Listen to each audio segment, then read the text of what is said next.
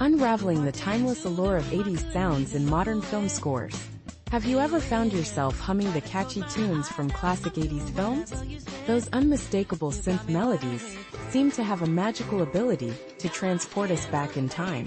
Think about the iconic opening notes of Harold Faltermeyer's Axel F. from Beverly Hills Cop, or Brad Fiddel's haunting theme for The Terminator. These sounds are more than just music. They encapsulate an entire era, and their influence is still felt in today's film scores. While electronic music has been around for decades, the synthesizer truly came into its own during the 80s. This was a time when filmmakers, especially those in the independent scene, began to embrace the synth-heavy sound as a cost-effective way to create memorable scores. Instead of hiring a full orchestra, they could rely on the talents of a single musician wielding a synthesizer. This shift not only changed the landscape of film music, but also laid the groundwork for a nostalgic revival that continues to thrive today. So, why does this 80s sound still resonate with audiences? Sure, nostalgia plays a big role, but it's not just about looking back.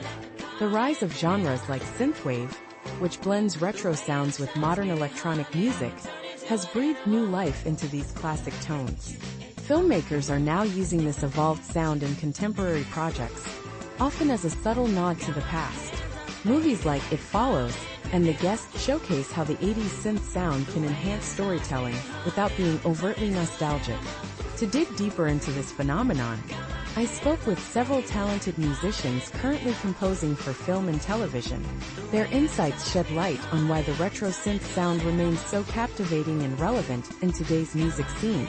The enduring charm of 80s nostalgia. The 80s have a unique hold on our cultural consciousness. From beloved franchises like Transformers and Ghostbusters, to the unmistakable aesthetic of the decade, the influence of this era is everywhere. Yet there was a time when the 80s sound was considered outdated, even embarrassing.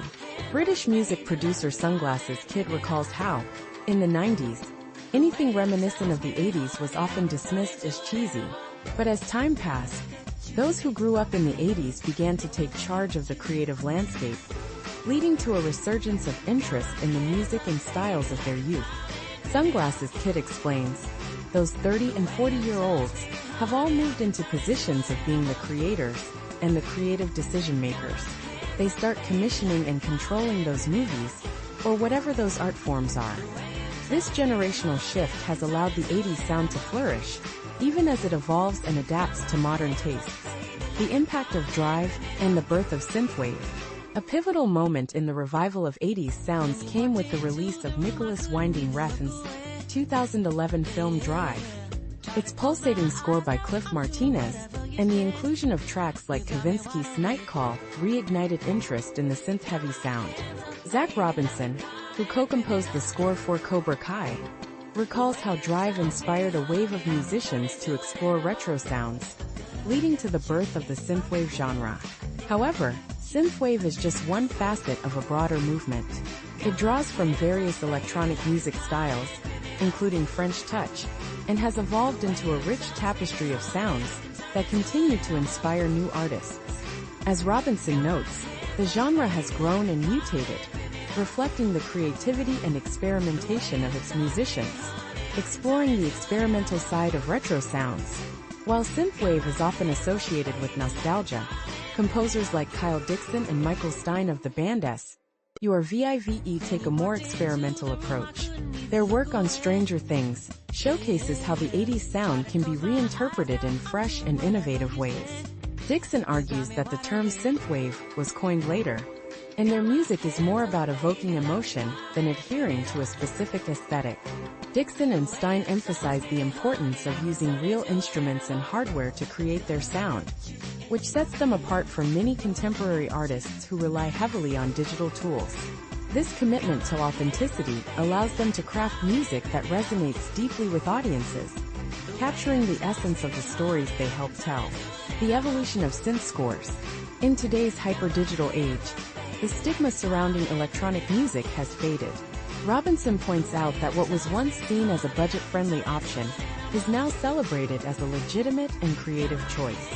The landscape has shifted, and audiences now expect high-quality scores in both film and television, regardless of the budget.